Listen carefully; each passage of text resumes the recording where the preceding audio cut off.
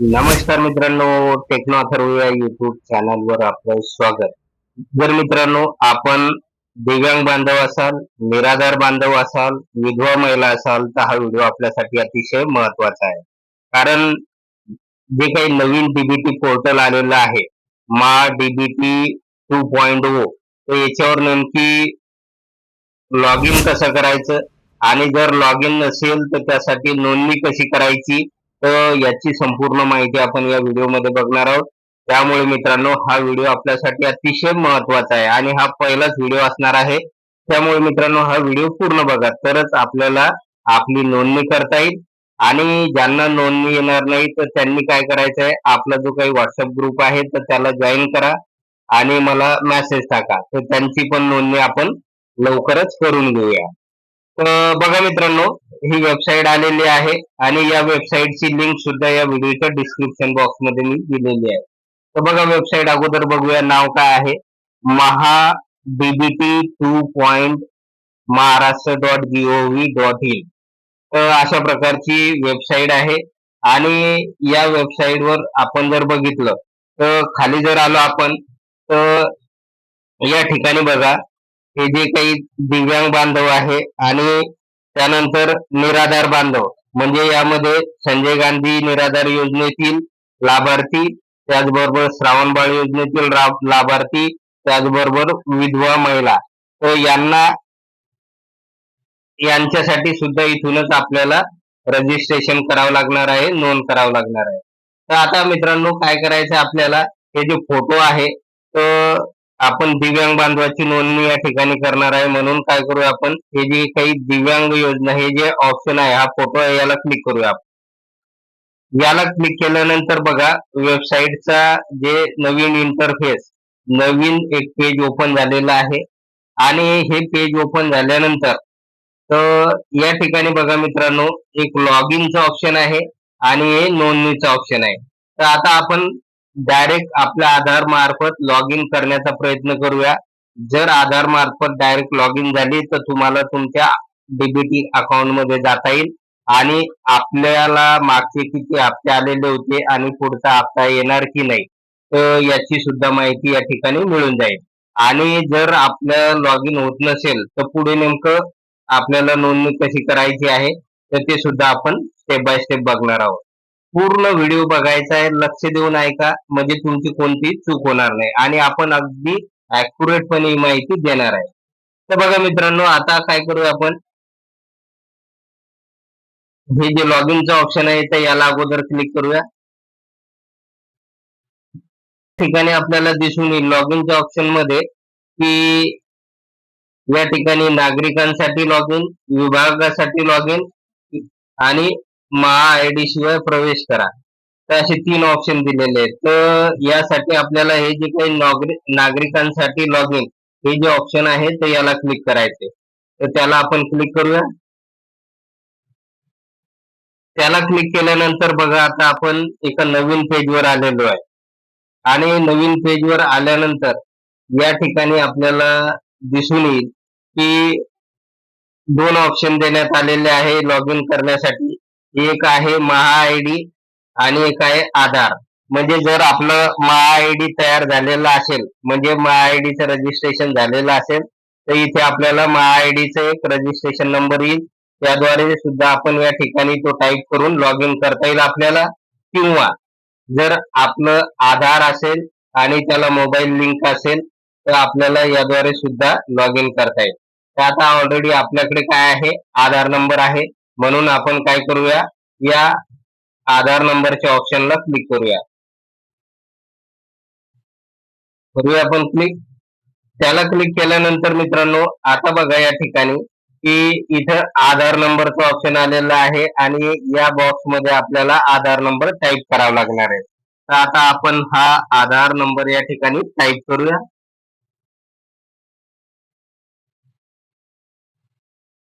मित्रांनो security purpose साठी हा आधार नंबर आपण हाईड केलेला आहे, थोडं लपवलेला आहे.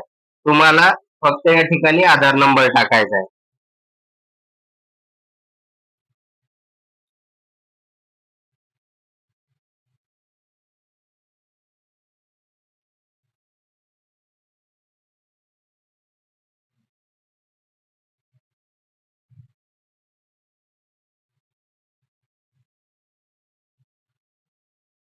बघा 12 अंकी हा नंबर आपण या ठिकाणी टाकलेला आहे आणि आता हे जे काही खाली आपल्याला हे जे लॉगिनचं ऑप्शन दिसत आहे ते याला आपल्याला क्लिक करायचं.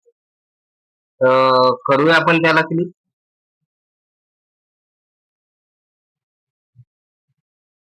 आता मित्रांनो बघा या ठिकाणी क्लिक केल्यानंतर एक नवीन मेसेज या ठिकाणी आलेला दिसून येईल आणि घाबरून जाऊ नका, ही कोणती चूक नाही. ते बघा या ठिकाणी नेमकं काय म्हटलेलं आहे, your Aadhaar number is not present in our system. म्हणजे या ठिकाणी म्हटलेलं आहे तुमचा जो काही आधार नंबर आहे तर तो आमच्या सिस्टम मध्ये उपलब्ध नाही. Kindly complete your e KYC by clicking on this link. म्हणजे यासाठी काय करा, अगोदर तुमचं ई केवायसी पूर्ण करा आणि यासाठी क्लिक हिअर हे जे निळं ऑप्शन दिलेलं आहे क्लिक हिअरचं, तर याला क्लिक करून अगोदर तुम्हाला तुमची ई केवायसी पूर्ण करायची आहे. तर यासाठी मित्रांनो आता काय करूया आपण, क्लिक हिअर या ऑप्शनला क्लिक करूया. म्हणजे आता आपल्याला आपली अगोदर ई केवायसी पूर्ण करावं लागणार आहे. आणि मित्रांनो जवळपास सगळ्याच लाभार्थ्यांना हे काम करावं लागणार आहे, तरच त्यांचं रजिस्ट्रेशन महाडीबीटी पोर्टलवर होऊ शकणार आहे. तर करूया आपण त्याला क्लिक.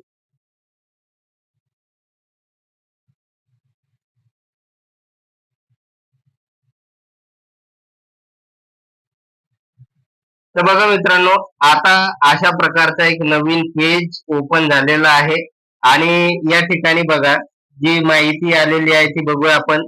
की सुरुवातीला तुमचा जो काही आधार नंबर आहे तो या ठिकाणी दिसून येईल आणि एक छोटासा चौकोनी बॉक्स आहे तर त्यामध्ये आपल्याला टिक करावं लागणार आहे. आणि हा मेसेज बघा काय आलेला आहे की मी ई केवायसीच्या उद्देशासाठी माझा आधार क्रमांकाचा आणि बायोमेट्रिक माहितीचा वापर करण्यास संमती देतो.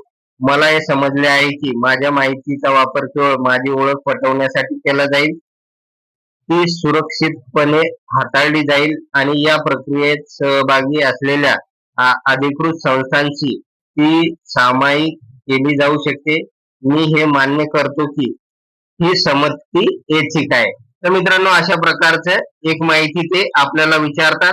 त्यानंतर आपल्याला आपण ओटीपी पाठवा या ऑप्शनला ज्यावेळेस क्लिक करू तर आपला जो आधार नंबर आहे त्याला लिंक असलेला जो काही फोन नंबर आहे तर त्याच्यावर तो ओटीपी येणार आहे. त्यामुळे आपल्याला आपला मोबाईल नंबर आणि आधार नंबर सोबत ठेवायचे. आता हे एक ऑप्शन आहे आणि त्यानंतर याच्या खाली एक ऑप्शन दिलेला आहे, जर ओटीपी येत नसेल तर रेशन कार्ड वापरूनच सुद्धा आपल्याला नोंदणी करावी लागेल. बऱ्याच जणांचे काय होते की त्यांचा फोन नंबर आधारला लिंक नसल्यामुळे त्यांना ओटीपी येत नाही. अशा वेळेस रेशन कार्डचा वापर करून आपल्याला या ठिकाणी नोंदणी करता येईल. तर मित्रांनो आता काय करूया आपण, ऑलरेडी आपल्याकडे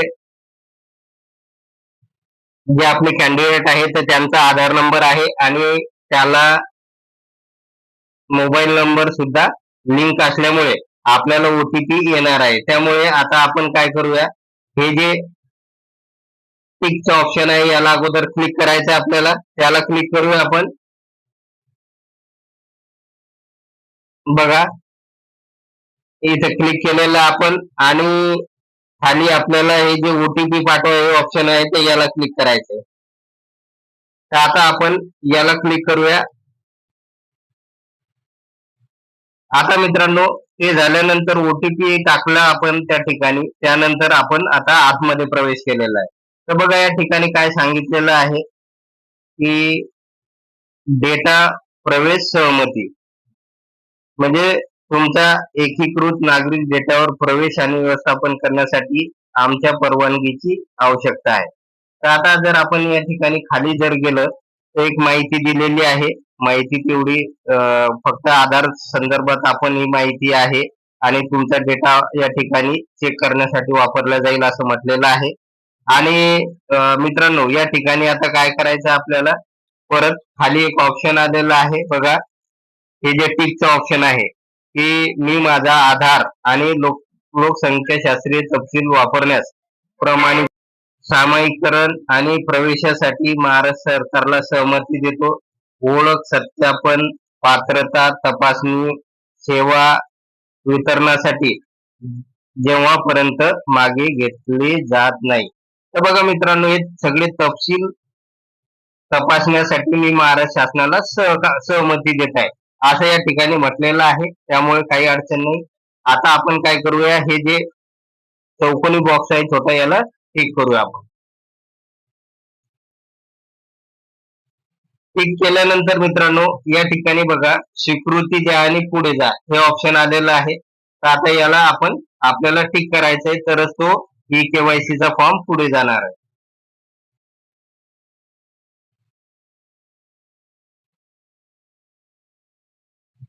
आता बघा मित्रांनो, हा फॉर्म समोर गेलेला आहे आणि या फॉर्म मध्ये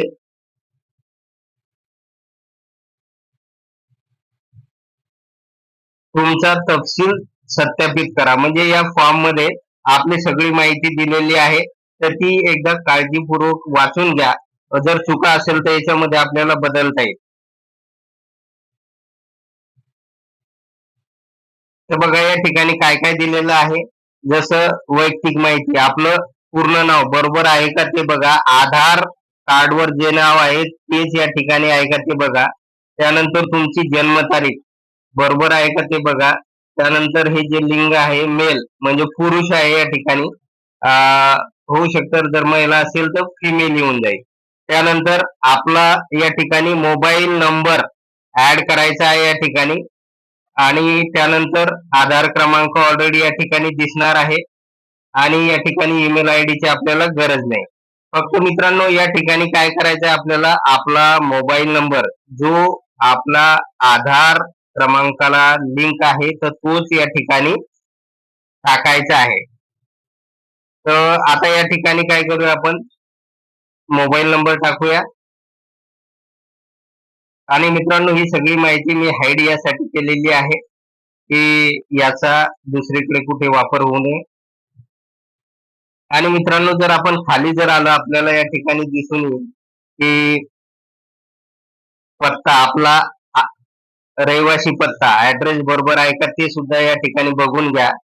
त्यानंतर राज्य महाराष्ट्र, जिल्हा वाशिम, पिनकोड आणि हा जो काही कॅप्चा आहे या ठिकाणी आपल्याला पूर्ण भरावं लागेल. आणि जतन करा आणि पुढे जा हे जे ऑप्शन आहे याला क्लिक करावं लागेल. तर आता मित्रांनो, आपल्याला आपला मोबाईल नंबर या ठिकाणी अपडेट करायचा आहे. ठीक आहे. तर यासाठी आपण हे जे काही मोबाईल नंबर प्रविष्ट करा म्हणजे हे जे ऑप्शन आहे तर याला आपण हे जे इथे दिसतंय आपल्याला टिक करायचंय त्याला टिक करूया आपण.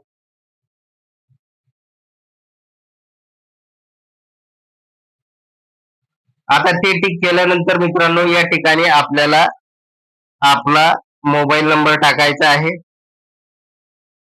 भरा म्हणजे चुकी होणार नाही. तर मित्रांनो, आता आपण या ठिकाणी मोबाईल नंबर टाकलेला आहे. आता काय करायचंय आपल्याला, हे जे कॅप्चा कोड आहे म्हणजे या ठिकाणी तो दिलेला आहे तो या ठिकाणी आपल्याला टाईप करायचा आहे. त्यानंतर जतन करा आणि पुढे जा याला क्लिक करायचं. टाकूया आपण ती माहिती सगळी.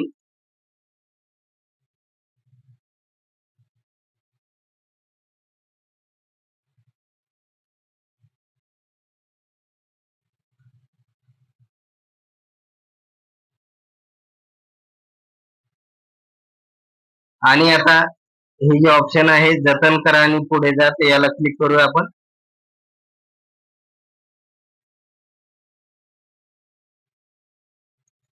आणि बघा या ठिकाणी ओटीपी साठी परत एक मेसेज आलेला आहे. इथे ओटीपी टाकायचा आहे आपल्याला.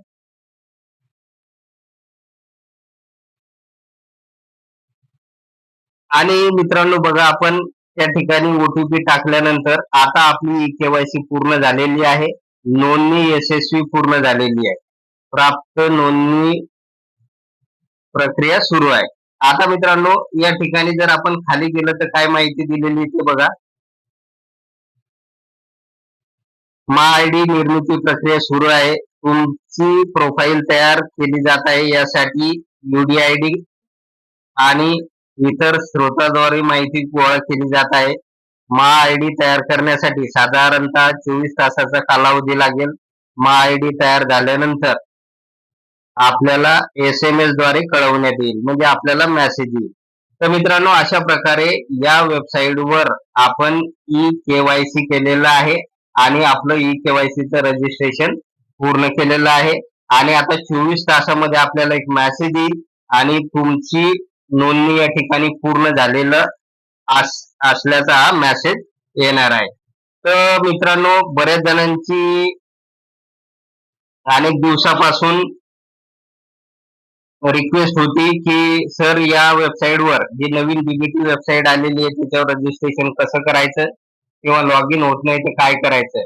तर मित्रांनो, ही कालपर्यंत वेबसाईट चालत नव्हती, परंतु आज मात्र सुरळीत चालत आहे आणि आता आपण बघितलेलं आहे अगदी सगळी प्रोसेस A to Z आणि सोप्या पद्धतीनं. तर अशा पद्धतीनं आपण जाऊन आपलं रजिस्ट्रेशन करू शकता. त्याचबरोबर जर ज्यांना रजिस्ट्रेशन करताना चुका येत असेल तर माझा जो काही व्हॉट्सअप नंबर आहे त्याच्यावर मेसेज टाका आणि नेमकं काय प्रॉब्लेम आहे ते सांगा, म्हणजे मी आपलं रजिस्ट्रेशन सुद्धा पूर्ण करून देऊ शकेन. तर मित्रांनो, अशा प्रकारे व्हिडिओ खूप मोठा झालेला आहे, परंतु डिटेल आपण या सगळ्या गोष्टी बघितलेल्या आहेत. तर मला वाटतं की हा व्हिडिओ बघितल्यानंतर जिथे जिथे तुम्हाला अडचण येईल रिपीट परत परत बघा आणि रजिस्ट्रेशन करा. मोबाईलद्वारे तुम्ही करू शकता, परंतु करत असताना सगळ्या माहिती ॲक्युरेट टाका, म्हणजे तुमची ई-KYC पूर्ण होईल आणि तुम्हाला रजिस्ट्रेशन करता येईल आणि इथून पुढे तुमच्या लॉग इन मध्ये जाऊन तुम्हाला तुमचे मागील हप्ते आणि पुढे येणाऱ्या हप्त्याची अपडेट सतत मिळत जाईल. तर मित्रांनो, अशा प्रकारे हा महत्त्वाचा व्हिडिओ होता. जर आपणास हा व्हिडिओ आवडला असेल तर व्हिडिओला लाईक करा, चॅनलला सबस्क्राईब करा आणि हा व्हिडिओ जास्तीत जास्त लाभार्थ्यांपर्यंत शेअर करा. धन्यवाद.